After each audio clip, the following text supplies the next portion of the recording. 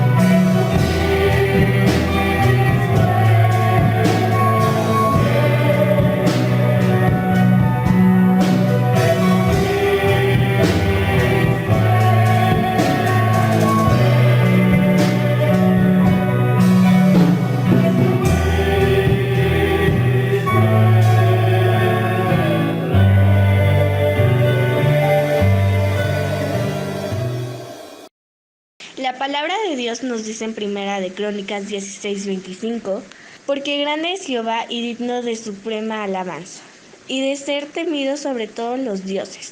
Amén, gloria a Dios. Hermanos, Dios les bendiga grandemente. Les invito a entonar el coro Maravillado estoy.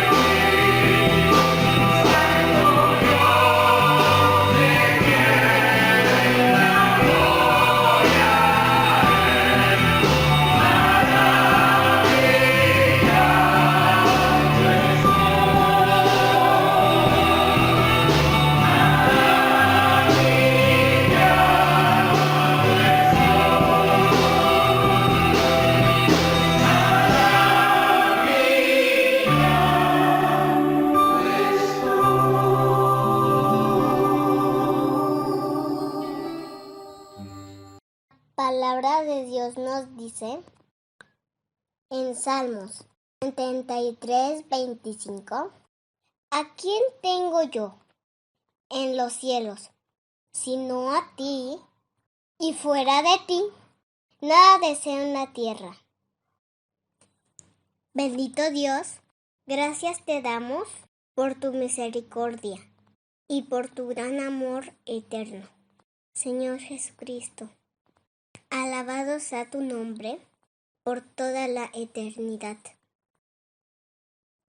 Hermanos, entonemos juntos: Jesús, mi canto es para ti. Aleluya, gloria a Dios.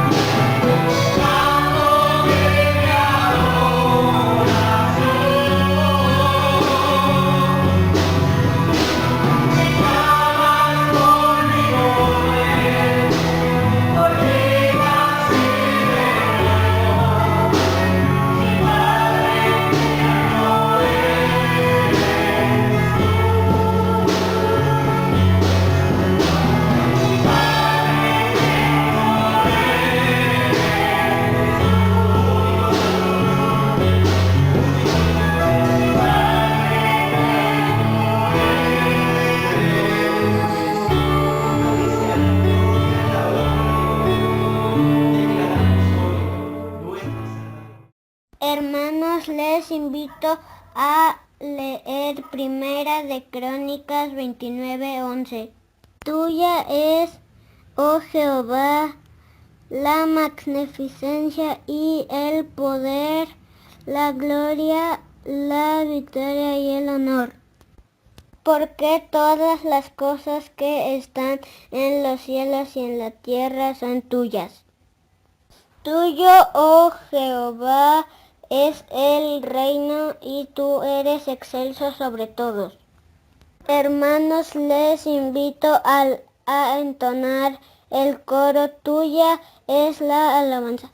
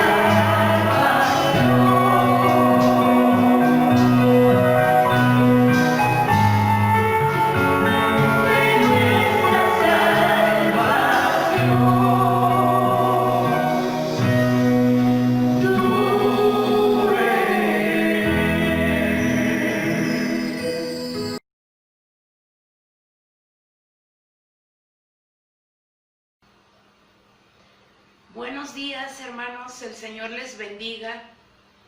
Es una bendición el que podamos llegar a todos sus hogares a través de este medio. Y alabamos a Dios porque nos concede la dicha de tener vida y nos concede la dicha de ser llamados sus hijos. Este domingo 23 de agosto del año de gracia 2020 vamos a revisar la clase número 54 que se titula Jesús es tomado preso. Los 4 evangelios nos hablan de lo que Jesús vivió en esa última semana que Él estuvo aquí en la tierra. Y vamos a revisar el Evangelio de Marcos en el capítulo 14, del verso número 43 al verso número 52. La Biblia dice así: luego, hablando él aún, vino Judas, que era uno de los 12, y con él mucha gente con espadas y palos, de parte de los principales sacerdotes y de los escribas y de los ancianos. Y el que le entregaba les había dado señal diciendo: al que yo besare, ese es, prendedle y llevadle con seguridad. Y cuando vino, se acercó luego a él y le dijo: Maestro, maestro, y le besó. Entonces ellos le echaron mano y le prendieron. Pero uno de los que estaban allí, sacando la espada, hirió al siervo del sumo sacerdote, cortándole la oreja. Y respondiendo Jesús les dijo: como contra un ladrón habéis salido con espadas y con palos para prenderme. Cada día estaba con vosotros enseñando en el templo, y no me prendisteis, pero es así para que se cumplan las escrituras. Entonces todos los discípulos, dejándole, huyeron. Pero cierto joven le seguía cubierto el cuerpo con una sábana y le prendieron. Mas él, dejando la sábana, huyó desnudo. Padre, en el nombre de Jesús, en esta mañana te damos alabanza y te damos adoración y bendecimos tu nombre.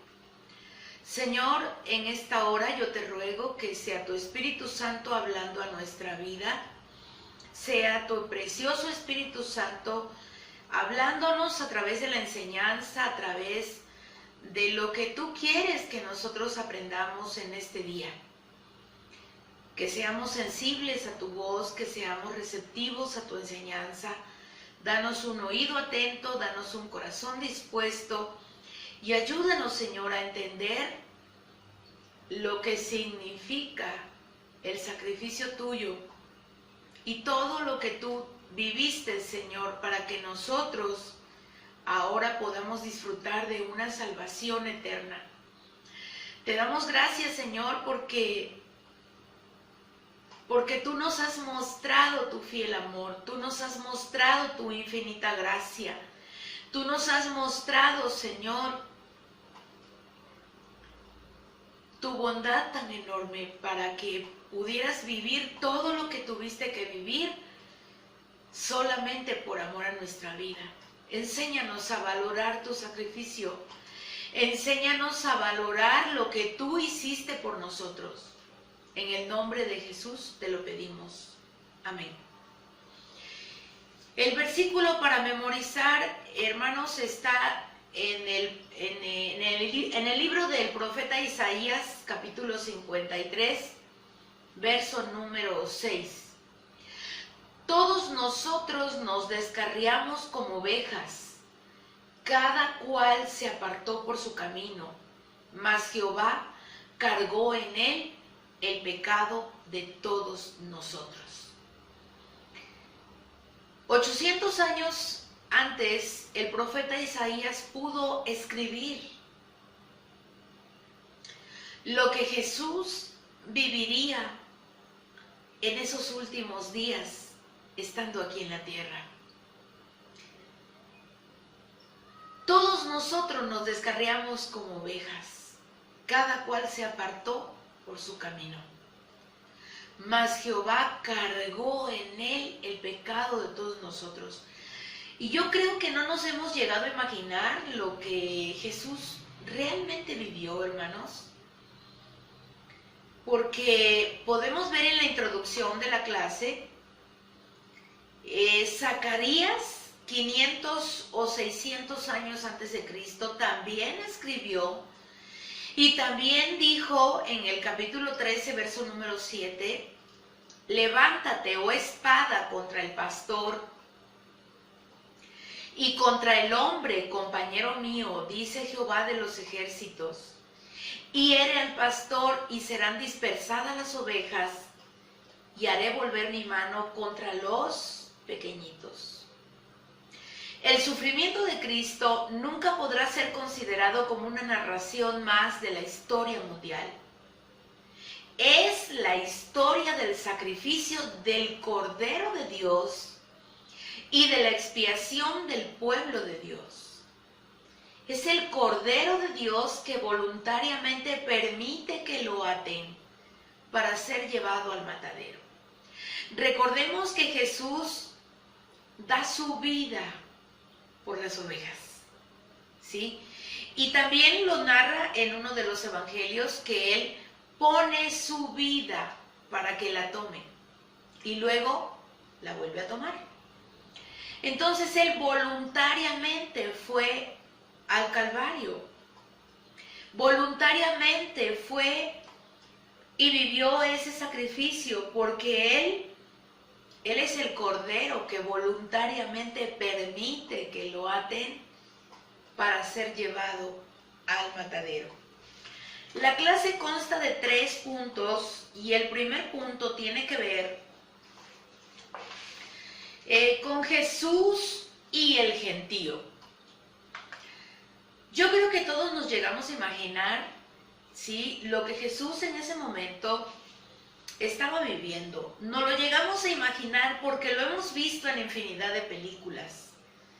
Digo, en la Semana de la Pasión, como se le dice, en la televisión normalmente pasa a nivel mundial las mejores películas y que tienen que ver con todo lo que vivió Jesús en ese Calvario.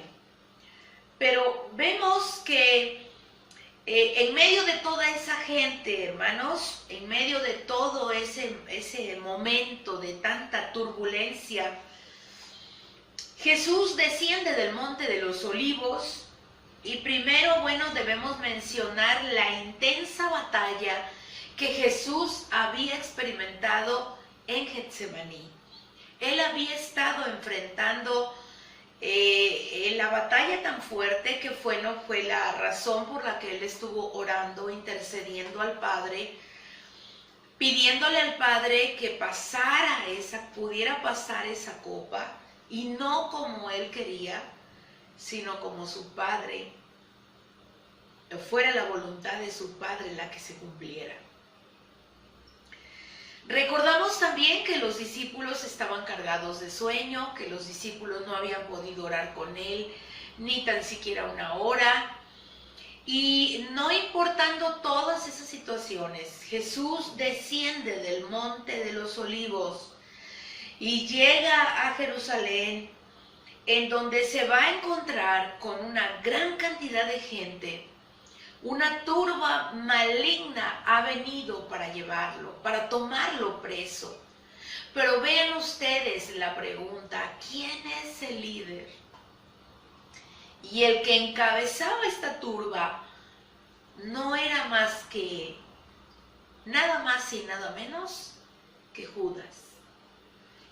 Y Judas se apuró para reunirse con los del Sanedrín y tomar un acuerdo, porque el ataque directo de Satanás en la soledad bajo los árboles del jardín, ya había pasado el Señor todo esto, pero ahora la turba lo enfrenta directamente, lo encuentra, y el que va al frente de todo ello, pues es Judas.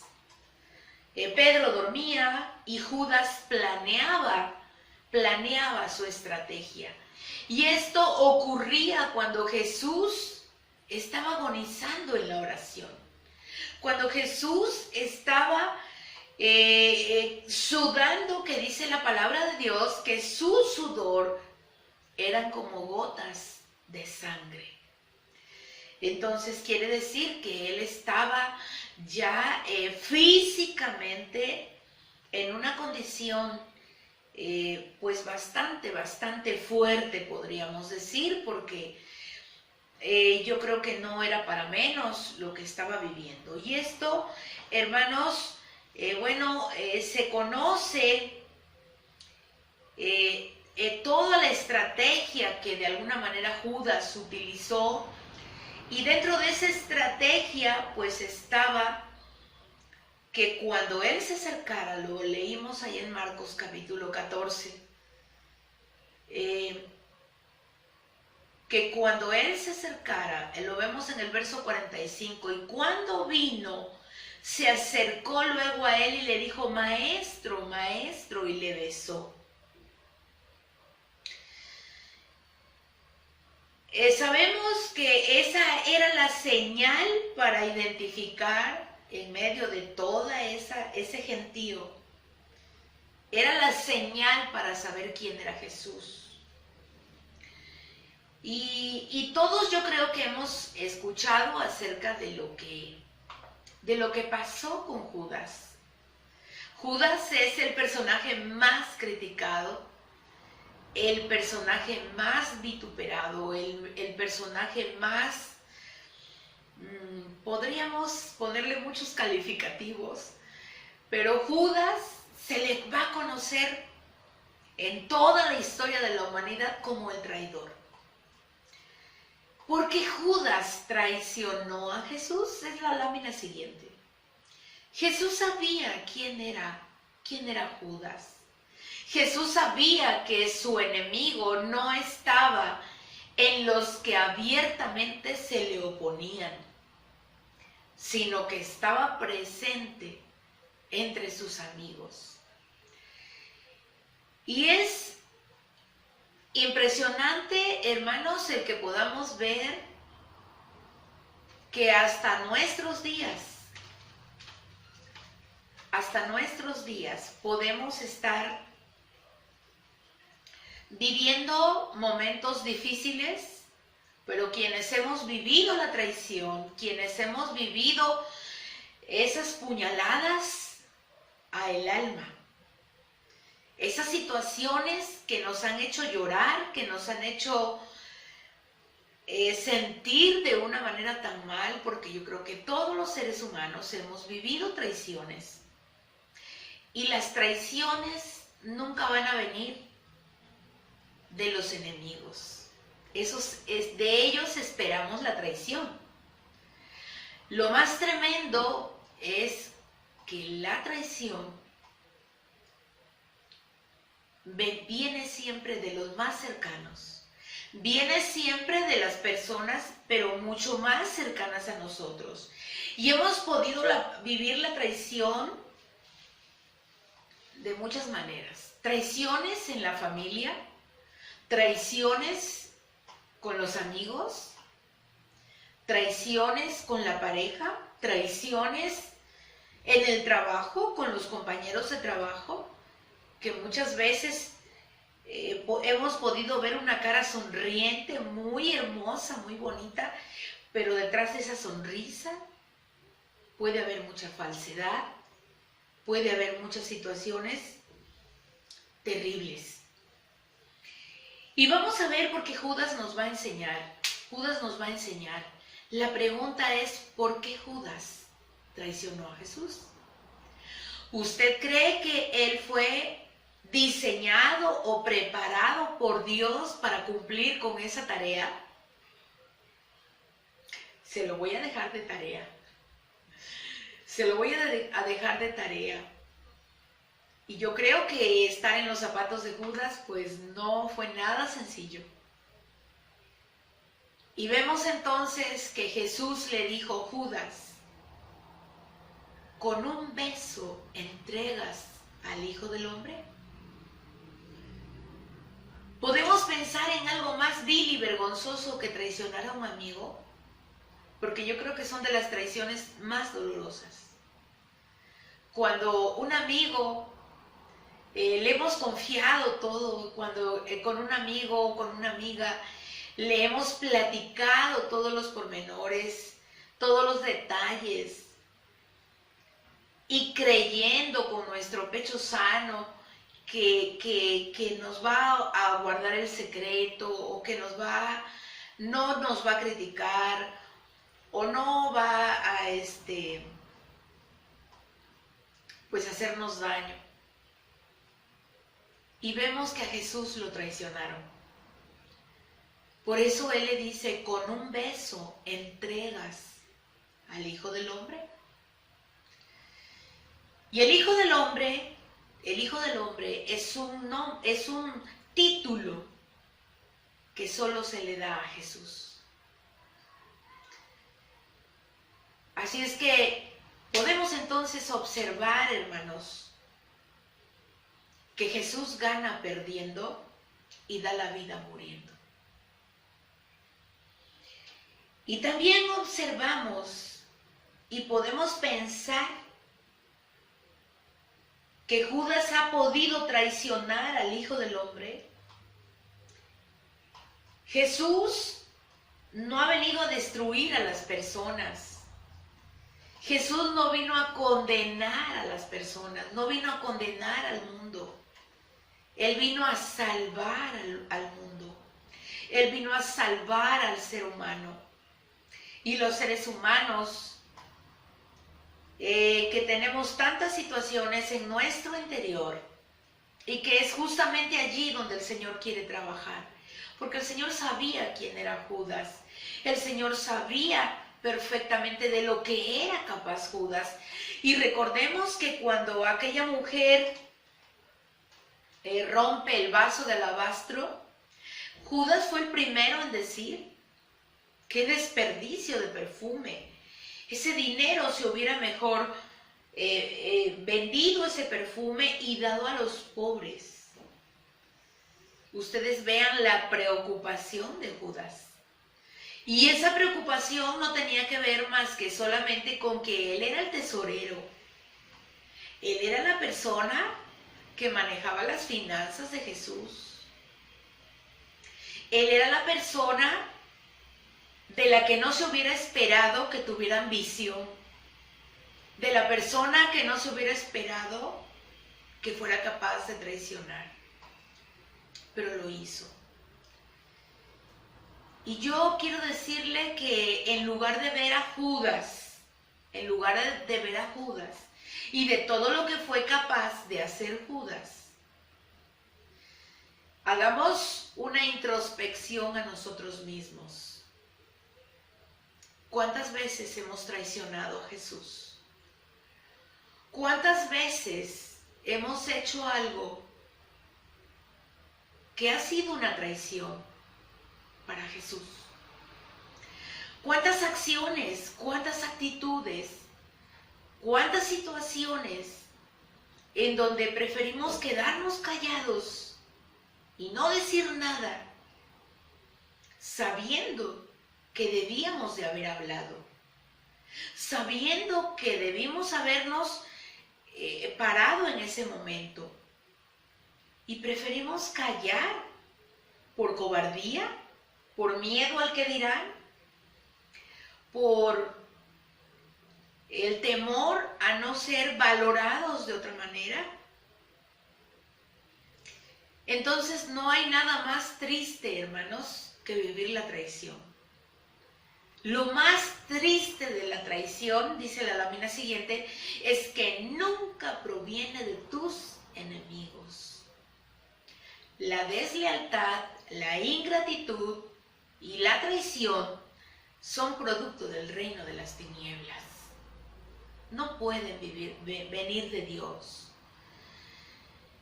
Y todos sabemos que en determinado momento hemos sido desleales, hemos sido ingratos y hemos traicionado. Hemos traicionado valores, hemos traicionado principios, hemos traicionado la lealtad de un amigo, hemos traicionado la memoria de un amigo, o hemos traicionado aún a nuestra propia pareja, tal vez en nuestro pensamiento, pero lo hemos hecho.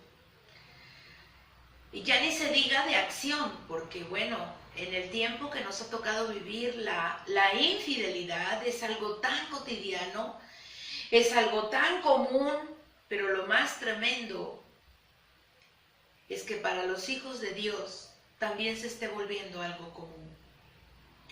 Y es lamentable porque el diseño de Dios es otro. El deseo de Dios es otro para nuestra vida.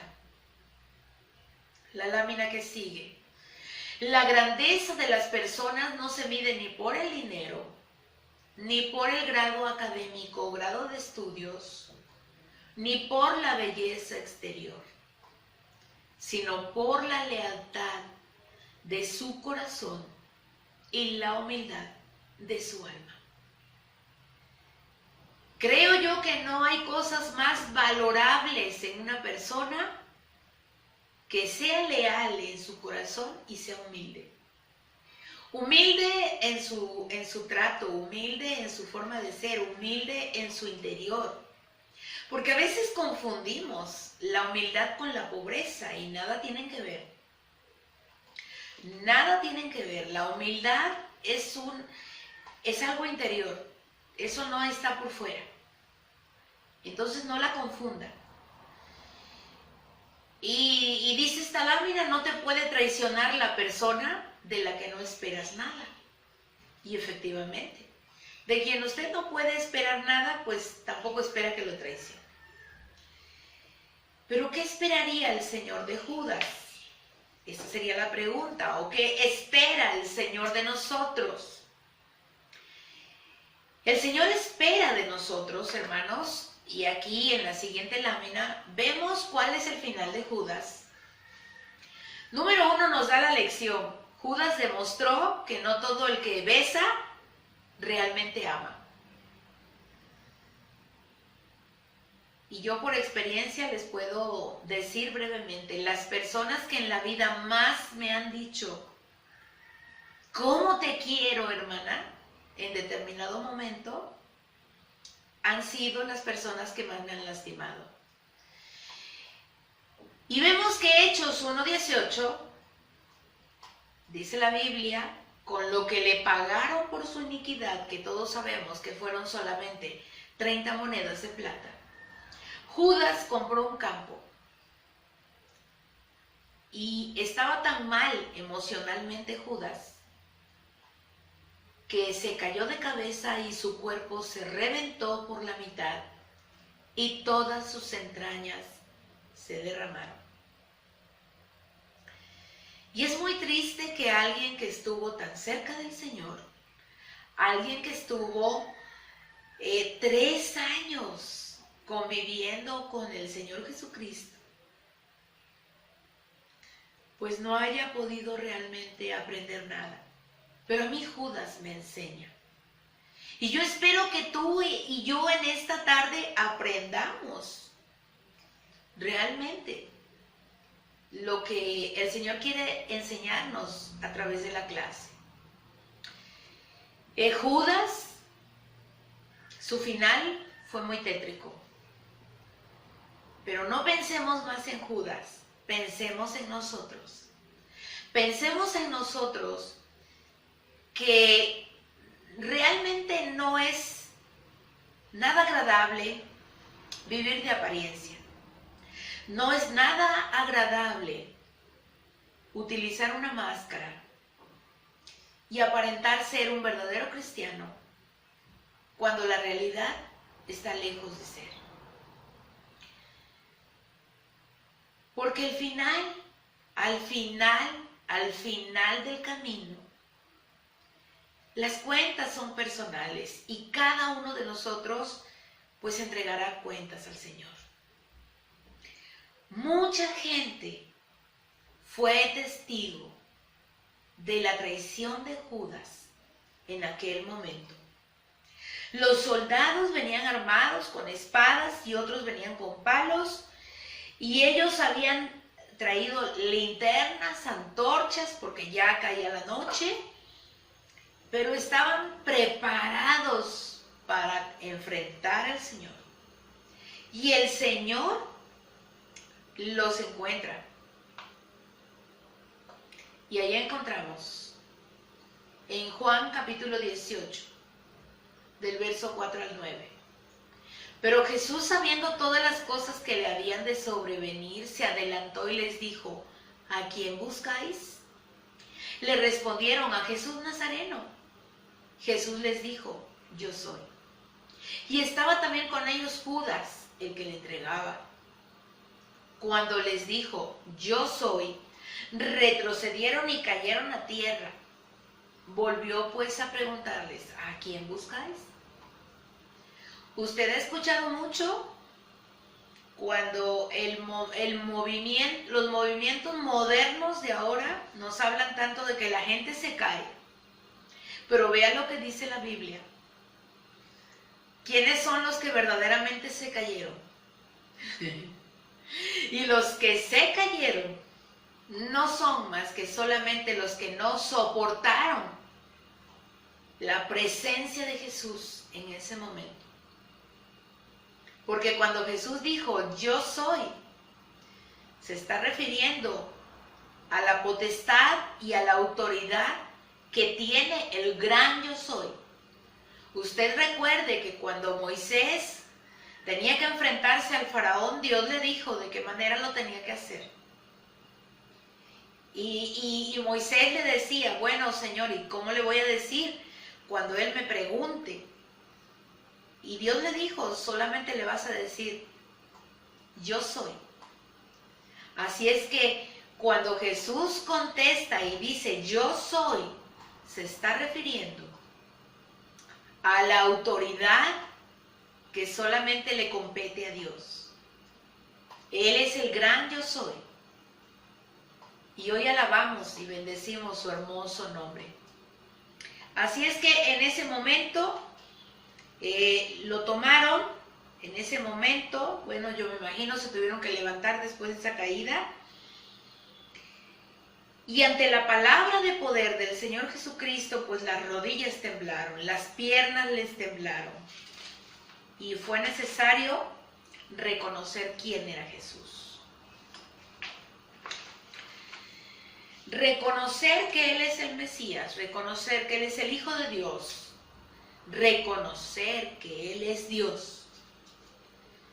Entonces, imagínense, si Él hizo esto cuando fue juzgado, ¿qué hará cuando venga a juzgar? Si Él tenía semejante poder cuando estaba a punto de morir, ¿cómo será su poder cuando venga en gloria por su iglesia, cuando venga a reinar? Y vemos que la actitud de Jesús es una actitud tranquila, porque Él no quiso nada a la fuerza. Él no vino a pelear, Él no vino a discutir, Él no vino a ponerse al tú por tú con ellos. El Señor, de manera pacífica, enfrentó a esa turba. Y en el verso número 7 vemos que dice así la palabra: volvió pues a preguntarles: ¿a quién buscáis? Y ellos dijeron: a Jesús Nazareno. Respondió Jesús: os he dicho que yo soy. Pues si me buscáis a mí, dejad ir a estos, para que se cumpliese aquello que había dicho: de los que me diste, no perdí ninguno. Como contra un ladrón habéis salido con espadas y con palos, como si se estuviera linchando a un criminal, a un asesino. Pero nosotros podemos saber que Jesús se humilló, que Él era inocente, que Él mantuvo su dignidad en alto contra toda la actitud de esa gente, porque esa gente estaba violentada, esa gente estaba en una actitud de totalmente querer acabar con él. ¿Y qué les había hecho el Señor? Vemos solamente cómo las huestes de maldad se habían levantado para atacar al Señor. Pero estaba dentro del plan perfecto de Dios y del cumplimiento profético de lo que Jesús tendría que padecer para darnos a nosotros salvación. Vamos al punto número 2 de la clase, Jesús y los discípulos. Y no hay nada más agradable que saber que el Señor protegió a sus discípulos. Sus discípulos no entendían lo que estaba pasando. Sus discípulos estaban asustados, se querían esconder, tenían sueño, estaban cansados, muchas cosas. Pero ¿sabe? Jesús es todavía el pastor de las ovejas. Y Él los protegió. La pregunta es, ¿por qué los protegió? Pues yo creo que solamente la respuesta es muy simple. Porque los amó hasta el fin. Porque los amó siempre. Porque nos ama hasta el día de hoy. Y el deseo mayor de Jesús siempre será el de cuidar y el de proteger a las ovejas. Es maravilloso cuando podemos darnos cuenta del gran amor de Jesús. Amor incomparable, amor perfecto, amor sublime, amor único. No hay otro amor como el de Jesús.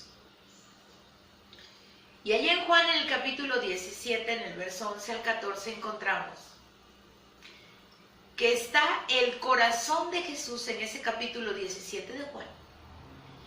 Es el corazón, es la oración por los discípulos, pero es una oración que salió de lo más profundo del corazón de Jesús. Y ya no estoy en el mundo, mas estos están en el mundo, y yo voy a ti, Padre Santo, a los que me has dado, guárdalos en tu nombre, para que sean uno, así como nosotros. Cuando estaba con ellos en el mundo, yo los guardaba en tu nombre, a los que me diste yo les guardé, y ninguno de ellos se perdió, sino el hijo de perdición, para que se cumpliera la Escritura, para que la Escritura se cumpliese. Pero ahora voy a ti y hablo esto en el mundo, para que tengan mi gozo cumplido en sí mismos. Yo les he dado tu palabra y el mundo los aborreció, porque no son del mundo, como tampoco yo soy del mundo. El cuidado de Jesús por sus discípulos fue hermoso. Y los discípulos intentaban protegerlo, ¿no? Usted y yo lo sabemos. Pedro dijo, ¿cómo que te vas a ir a la muerte, Señor? Prefiero que me maten a mí, pero que no te maten a ti. Y él le contesta de una manera tan tranquila. Mateo 26, 53. ¿No sabes que yo puedo pedirle ayuda a mi Padre?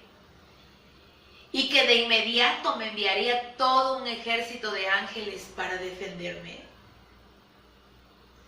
¿Y cuántas veces, hermanos, hemos querido defender a Dios?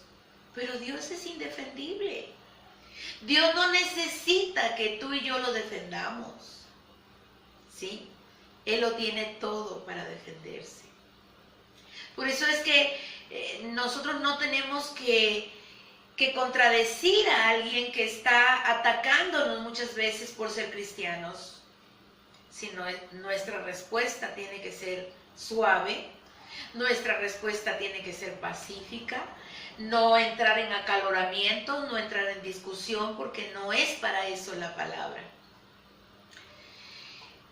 Y es hermosa la promesa del Señor en Romanos capítulo 5 del 6 al 8, porque Cristo, cuando aún éramos débiles, a su tiempo murió por los impíos. Ciertamente, apenas morirá alguno por un justo, con todo pudiera ser que alguno osara morir por el bueno. Mas Dios, muestra su amor para con nosotros en que siendo aún pecadores, Cristo murió por nosotros. No perdamos de vista lo que le costó a Jesús, la salvación de nuestra alma, la salvación de nuestra vida. No lo perdamos de vista porque esto es lo que tiene un valor incalculable. Entonces, recordemos solamente que la protección espiritual no siempre incluye protección física y que la mejor protección que tú le puedes dar a los tuyos, a tu familia, es orando por ellos. Eso es un cerco de protección. Eso es lo que hace la oración. Por eso es que el Señor había ido antes a Getsemaní. Allí estuvo en el huerto de Getsemaní orando y pidiendo las fuerzas para él, pero también pidiendo por los discípulos, porque él sabía lo que iban a vivir ellos. Su última preocupación antes de su arresto es la seguridad de sus discípulos. Los protege de la violencia salvaje y cumple su propia oración sacerdotal. No hay mejor protección que la protección de Jesús. Y hermanos, ¿sabía usted que Jesús intercede por nosotros? Jesús ora por nosotros. Jesús está sentado a la diestra del Padre, pero Él está intercediendo por cada uno de nosotros, los que hemos creído en Él, los que le amamos, los que le seguimos, los que caminamos haciendo su voluntad, los que reconocemos el sacrificio que Él hizo por nosotros. Así es que cada día debemos amarle más con todo el corazón, con toda nuestra mente, con todas nuestras fuerzas, con toda nuestra alma, con todo nuestro ser. Y entonces podremos decir que le estamos verdaderamente amando. Vamos al punto número 3 de la clase ya para terminar.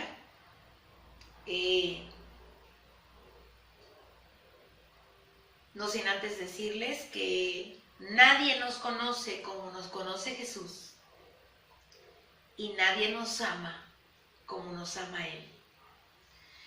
El último punto es Jesús y el Padre, y bueno, ahí en Juan capítulo 18, verso 12, entonces la compañía de soldados, el tribuno y los alguaciles de los judíos prendieron a Jesús y le ataron.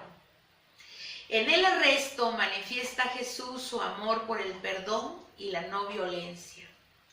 Le dice a Pedro, envaina la espada. Jesús solo quiere vencer por el amor y no con las armas materiales. La pregunta es, ¿cómo reaccionamos tú y yo cuando alguien nos ataca? Cuando alguien nos agrede, cuando alguien nos lastima, cuando alguien nos hace daño. ¿Cómo reaccionamos? ¿Y cuáles son las armas que utilizamos? Porque en esta clase tenemos que ver que las armas de nuestra milicia no son carnales, sino poderosas en Dios para la destrucción de fortalezas. Y son las armas espirituales. Si tú consideras que necesitas ya utilizar esas armas, la oración, la lectura de la palabra, el ayuno y todas las armas espirituales que necesitamos, porque eso nos está enseñando Jesús. Jesús se preparó para este momento con oración. Jesús enfrentó a toda esta gente, pero la enfrentó no con violencia, sino con las verdaderas armas, las armas espirituales, las que no son materiales. Y es triste y es muy lamentable cuando hemos visto aún dentro de las familias cómo se atacan o cómo se pueden agredir muchas veces verbalmente, físicamente, emocionalmente, cómo se puede atacar dentro de la familia. Porque son los planes del enemigo. Dice un dicho por allí, divide y vencerás. Pero no puede tener nada de cierto porque no viene de la palabra del Señor. El Señor nos muestra que Él solamente pudo vencer por el amor. Y también observamos que estaba profetizado lo que el Señor viviría, y el Salmo 22, 7 y 8 nos habla que se burlarían del Mesías. O es un salmo mesiánico, el Salmo 22, donde el rey David profetizó: todos los que me ven me encarnecen, estiran la boca, menean la cabeza diciendo, se encomendó a Jehová, líbrele él, sálvele, puesto que en él se complacía. Sabemos que todo lo que Jesús vivió, lo vivió solamente porque Él quiso voluntariamente sufrirlo. Y es entonces que en la lámina que sigue, en Juan 18:11, encontramos el versículo que nos dice: entonces, Jesús entonces dijo, la copa que el Padre me ha dado, ¿no la he de beber? Hermanos, esa copa de la que está hablando Jesús, el contenido de esa copa era el rechazo, la condenación, el encarcelamiento, la tortura, la ira, la maldición, la traición, la muerte y crucifixión. Todavía me faltó poner más en esa lista. Así es que todo eso era el contenido de esa copa que Él tenía que beber. ¿Y cuántas veces nosotros, cuando estamos pasando por un mal momento, por un momento difícil o doloroso, que no quisiéramos vivirlo, porque el rechazo, ¿quién lo quiere vivir? Pero ¿qué viene después de que una persona es rechazada? ¿Qué viene después de que una persona ha sido condenada o ha sido encarcelada o ha sido torturada? ¿Qué viene después para esa persona? Todo lo que en la vida tengamos que vivir es porque Dios lo permite, y todo lo que Él permite siempre será para nuestro bien, aunque nosotros no lo entendamos. Así es que, ¿cuánto vale para usted el sacrificio de Jesús? En la última lámina encontramos 2 versículos de la Biblia. Primera de Juan, capítulo 5, verso 10. El que cree en el Hijo de Dios acepta este testimonio. El que no cree a Dios lo hace pasar por mentiroso, por no haber creído el testimonio que Dios ha dado acerca de su Hijo. Y dice Juan 3:36, los que creen en el Hijo de Dios tienen vida eterna. Los que no obedecen al Hijo nunca tendrán vida eterna, sino que permanecen bajo la ira del juicio de Dios. Hermano, que en esta tarde hayamos aprendido acerca de lo que significa la traición, del dolor que puede producir la traición en nosotros, porque en Jesús era el plan perfecto de Dios, el plan que se tenía que cumplir de acuerdo a las Escrituras. Pero yo he llegado a pensar que también cuando hemos vivido la traición, cuando hemos vivido esos momentos tan dolorosos, Dios los ha permitido con un propósito, y los ha vivido, y los hemos vivido, o lo ha permitido que lo vivamos solamente para enseñarnos grandes lecciones. Porque Jesús siguió siendo Jesús aún traicionado. Su poder y autoridad no menguaron. Y vemos en qué terminó Judas. Pero hoy yo le quiero decir que nos enfoquemos en el valor que tiene Jesús para nosotros, porque Él es el que viene a dignificar al ser humano. Él es el que viene a ponernos a cada quien en su lugar. Él es el único que puede realmente llevarnos a tener esa vida eterna, no importando lo que tengamos que vivir aquí en la tierra, porque de todo lo que vivamos será un enorme aprendizaje. Así es que en esta tarde yo te invito para que oremos juntos y le digamos a Dios cuánto valoramos todo lo que Jesús vivió para enseñarnos a nosotros. Todo lo que Él tuvo que pasar, todo lo que Él tuvo que vivir para que tú y yo ahora tengamos salvación. Padre, en el nombre de Jesús, en esta hora, te doy gracias, Señor, por tu palabra. Te doy muchas gracias, Espíritu Santo, porque lo que vivió Jesús solamente nos enseña en este día el valor de la lealtad, el valor de la humildad, el valor, Señor, de ser esas personas que tú anhelas, Padre, que nosotros seamos. Ayúdanos para ser leales a ti. Ayúdanos para ser humildes como tú.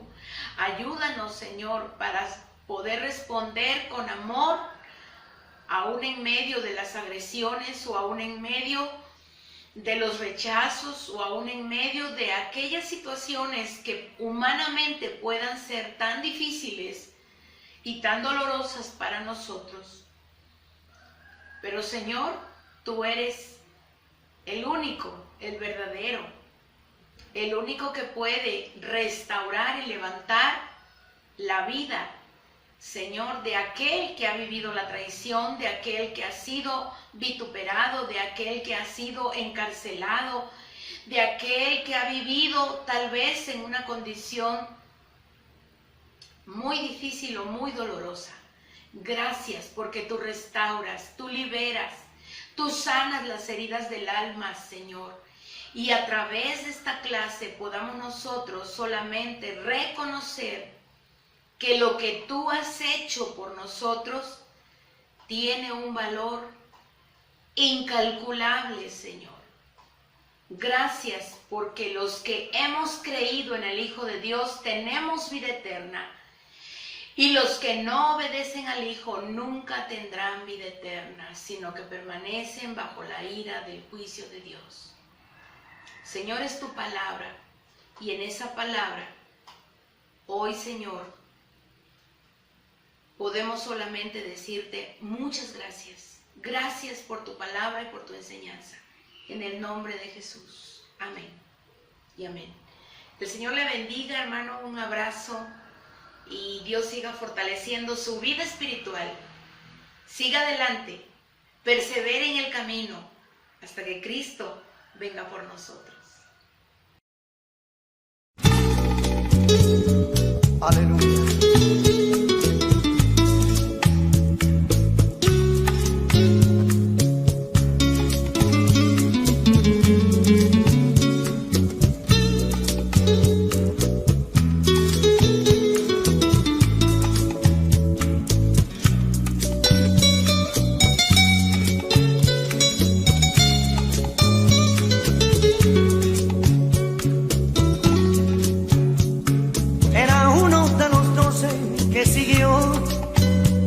A Jesús el Nazareno a predicar, y fue el hombre de confianza, el tesorero, que comía con Jesús el mismo pan.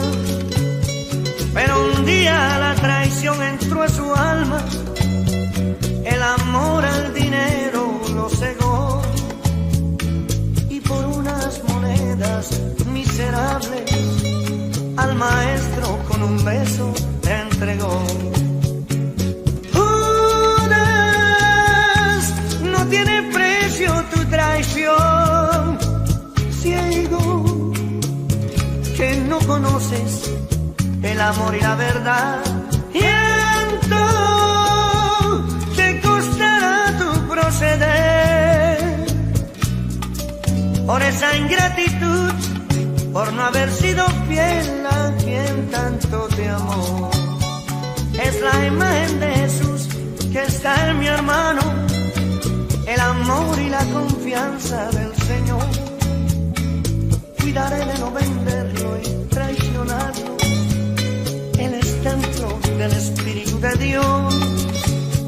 Y si diera mi riqueza y mis haciendas y muriera en la hoguera del dolor, estas cosas no me sirven para nada. No soy nada si en mi alma no hay amor.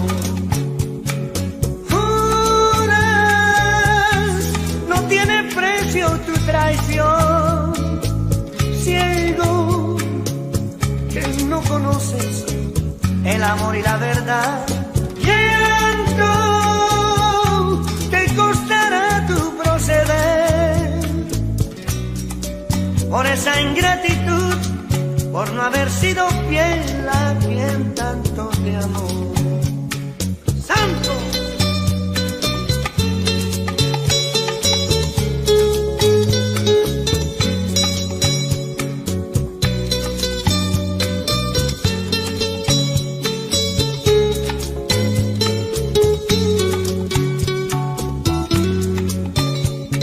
Era uno de los 12 que siguió a Jesús el Nazareno a predicar, y fue el hombre de confianza, el tesorero, que comía con Jesús el mismo pan.